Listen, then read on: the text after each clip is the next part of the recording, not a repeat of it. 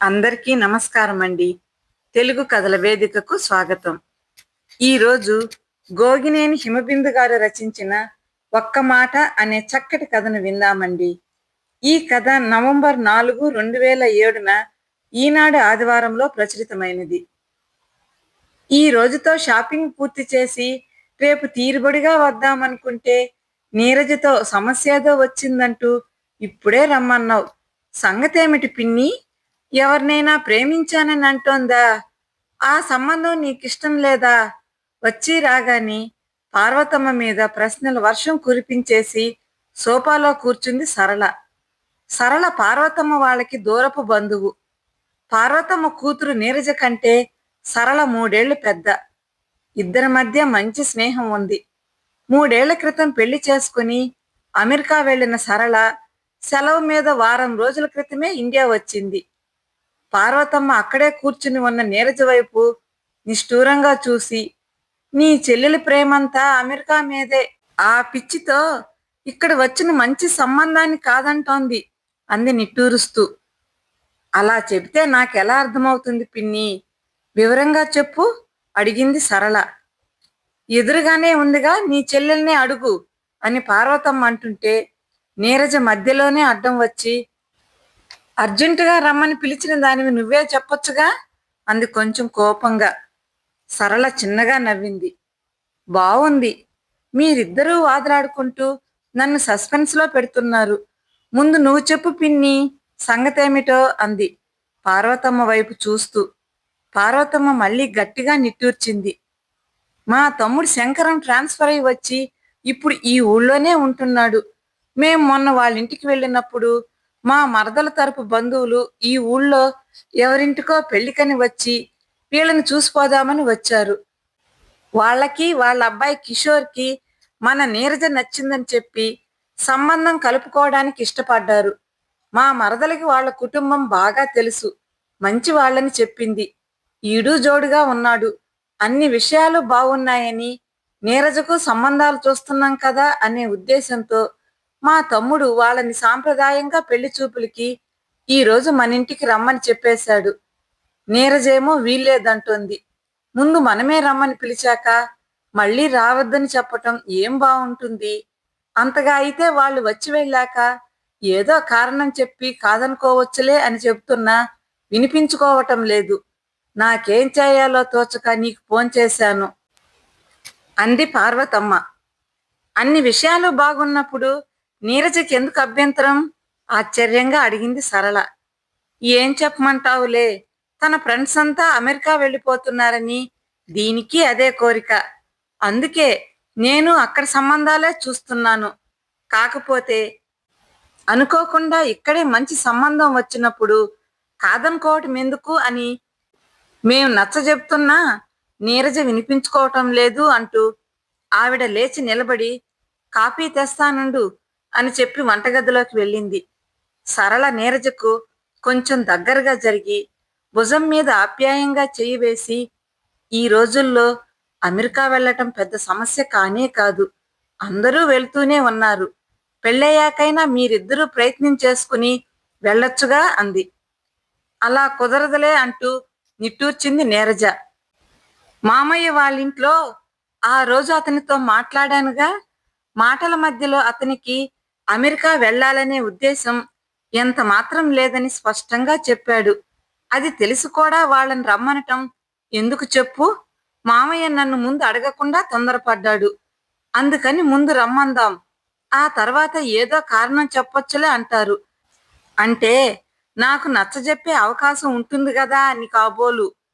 నాకు అర్థం కానిదేమిటంటే, అన్ని విషయాలు బావున్నాయని మా వాళ్ళు ఒకటే ఇదైపోతున్నారు గాని, ఇలా అన్నీ బావున్నా అమెరికా సంబంధం దొరకదనేం లేదుగా.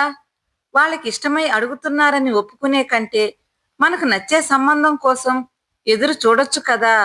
ఏమంటావు అంది. నిజమేననుకో అంటూ సరళ ఒక నిమిషం ఆగింది. నీకు అమెరికా లైఫ్ మీద చాలా భ్రమలున్నాయనిపిస్తోంది. పేపర్లో అప్పుడప్పుడు నువ్వు ఇలాంటి వార్తల్ని చూసే ఉంటావు గాని, నా అనుభవంలో తెలుసుకున్న విషయాలు కొన్ని నీకు చెప్పనా అంది సరళ. నీరజ చిన్నగా నవ్వింది. నువ్వు ఇలా ఏదో చెప్పి నన్ను ఒప్పిస్తావనే ఉద్దేశంతోనే కదా అమ్మ నిన్ను పిలిచింది. చెప్పు మరి అంది నీరజ. పిన్ని ఉద్దేశం ఏమైనా గాని 3 ఏళ్లుగా అక్కడ ఉంటున్నాను కాబట్టి నాకు తెలిసిన విషయాలు చెప్పాల్సిన బాధ్యత నాకు ఉంది.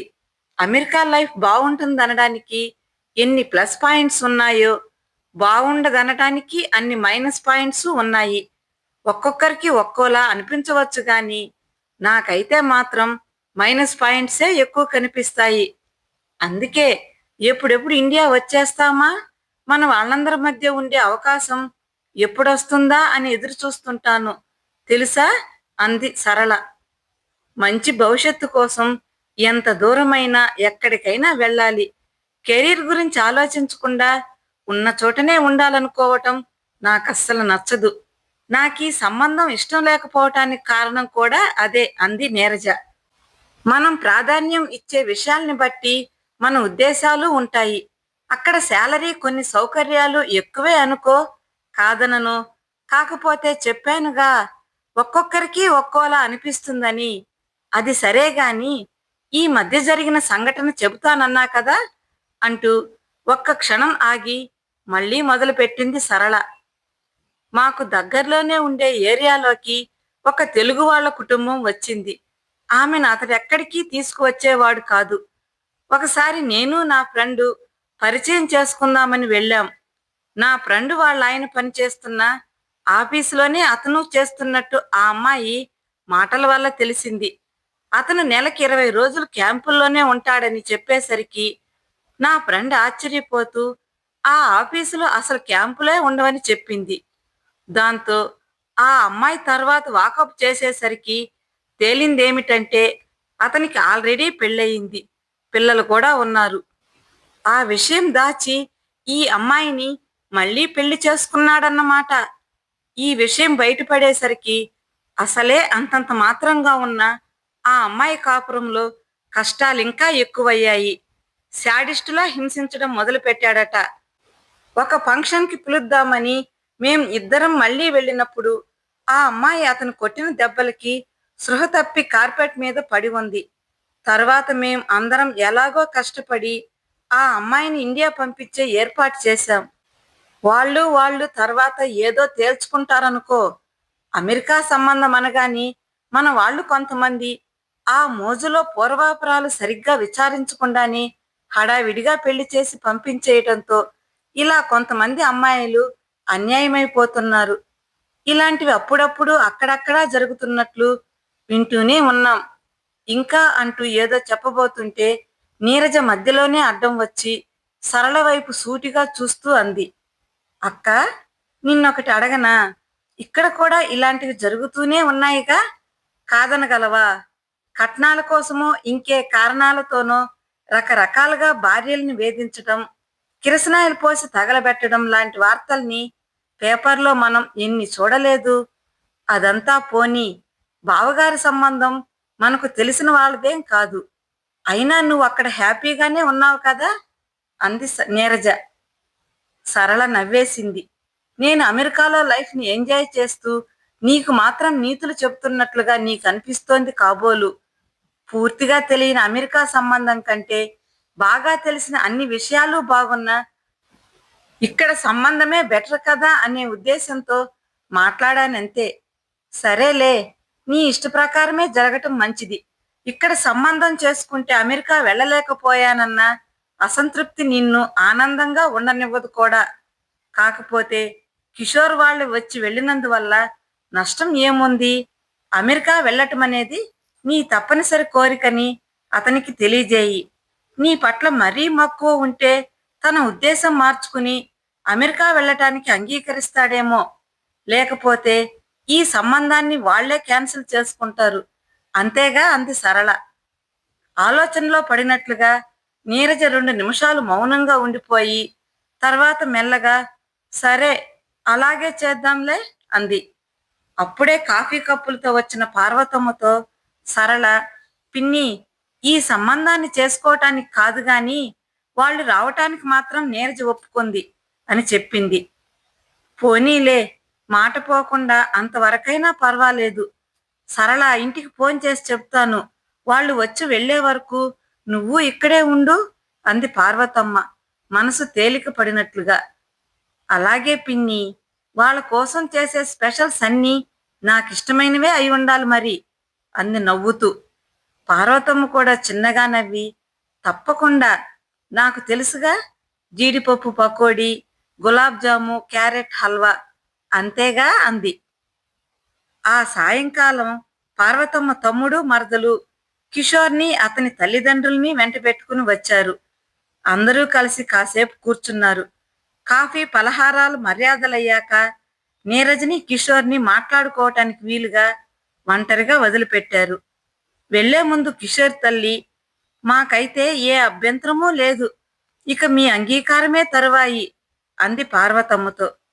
ఆమె అలా వెంటనే అడుగుతుందని ఊహించని పార్వతమ్మ ఏం చెప్పాలా అని మనసులోనే తత్తరపడుతుండగా ఆమె మళ్ళీ, మేం ఈ ఊళ్ళో ఎల్లుండి వరకు ఉంటాం, ఆలోచించుకుని చెప్పండి, తొందరేం లేదు అంది. దాంతో హమ్మయ్య అనుకుంటూ పార్వతమ్మ స్థిమిత పడింది. వాళ్ళు వెళ్ళిపోయాక అందరూ హాల్లోనే కూర్చుని మౌనంగా ఉండిపోయారు. శంకర్రావే ముందుగా నిశ్శబ్దాన్ని భంగపరుస్తూ పార్వతమ్మతో, అక్కయ్య, మా ఆఫీసులో చలపతిరావు అని ఒక ఆయన ఉన్నాడు. ఆయనకు స్టేట్స్లో బంధువులు చాలా మందే ఉన్నారు. నీరజకు సంబంధం చూడమని ఆయనకు చెబుతాలే అన్నాడు. పార్వతమ్మ అలాగే అన్నట్లుగా తలూపి సరళ వైపు చూస్తూ, అక్కడికి వెళ్ళాక నువ్వు చూడవే అంది. నువ్వు వేరే చెప్పాలా పిన్ని, తప్పకుండా చూస్తాను అంది సరళ. నీరజ వెంటనే ఏం చూడక్కర్లేదు అంది. ఎందుకని, నీ మనసులో ఎవరైనా ఉన్నారా, చెప్పవేం మరి అడిగింది సరళ. అదేం కాదంది నీరజ ముక్తసరిగా. మరి ప్రశ్నార్థకంగా చూసింది సరళ. ఎందుకంటే ఈ సంబంధానికే నేను మనస్ఫూర్తిగా అంగీకరిస్తున్నాను కాబట్టి కొంచెం తలవాల్చి చిరునవ్వుతో చెప్పింది. నిజంగానా అందరూ ఒక్కసారే అడిగారు. నీరజ అవునన్నట్లుగా తలూపింది. ఓహ్ అంటూ సరళ పెద్దగా నవ్వింది. అయితే నా కౌన్సిలింగ్ బాగానే పనిచేసిందన్నమాట. అమెరికా లైఫ్కి మైనస్ పాయింట్సే ఎక్కువని నీకు అనిపించింది కదూ అంది సరళ. అది మాత్రమే కారణం కాదన్నట్లుగా తలూపేసరికి కొంచెం అసహనంగా, సస్పెన్స్లో పెట్టక అసలు విషయం చెప్పవే బాబు తొందరగా అంది సరళ. చిరునవ్వుతో నీరజ చెప్పుకొచ్చింది. ఈ రోజుల్లో అందరూ అమెరికా వెళ్ళాలని ఆరాటపడుతోంటే మీకెందుకు వెళ్ళాలనిపించడం లేదు అని కిషోర్ని అడిగాను. చదువయ్యాక ఉద్యోగంలో చేరినా గాని అమెరికా వెళ్ళటానికి అతను ప్రయత్నాలు చేశాడట. ఇక కొద్ది రోజుల్లోనే వెళ్ళాలని అనుకుంటుండగా జరిగిన సంఘటన అతని అభిప్రాయాన్ని పూర్తిగా మార్చేసిందని చెప్పాడు. వాళ్ళ నాన్నగారికి హార్ట్అటాక్ వస్తే హాస్పిటల్లో చేర్పించారట. 2-3 రోజుల్లోనే ఆపరేషన్ చేయాలని చెప్పేసరికి వాళ్ళ అమ్మగారు కిషోర్ ఫోన్ చేసి తమ సొంత ఊరికి వెళ్ళి కౌలు ఇవ్వాల్సిన రైతుల దగ్గర నుండి డబ్బులు వసూలు చేసి తీసుకురమ్మని పురమాయించారట. కిషోర్కేమో తండ్రిని వెంటనే చూడాలనిపించడంతో ఊరికి వెళ్లకుండా డబ్బు ఏర్పాటు పని ఫ్రెండ్స్కి అప్పచెప్పి వచ్చేశాడట.